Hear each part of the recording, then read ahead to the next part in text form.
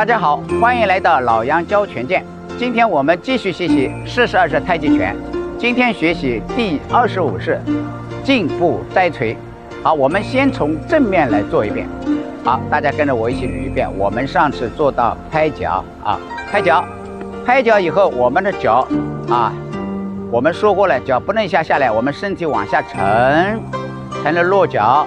然后两手一个相合，我们的右手手心向上，然后像搂腰部一样啊，右手到耳侧搓左脚。好，这个时候我们的右手变拳往前搂膝向前再锤。注意，我们的身子有一点倾斜，但是我们的头不能低啊。左手在左膝旁啊，进步再锤。好，我们从正面再来做一遍啊。好，来开始正面做一遍。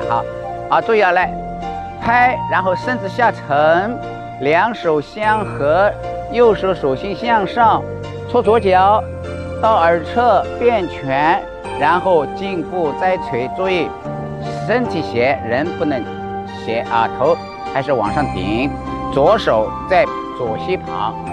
好，我们从套路的方向来再来做一遍，来转过来，我们的套路的方向。好，现在是拍掌来拍。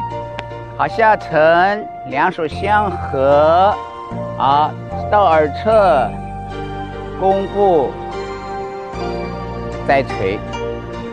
好，啊，进步再锤，这个动作不难啊，但是要注意我们的动作到耳侧，然后握拳，不能很早的就握拳啊。今天的学习就到这里，我们下一次学习第26式斜飞式。好，我们今天就学到这里。好，我们下一次再见。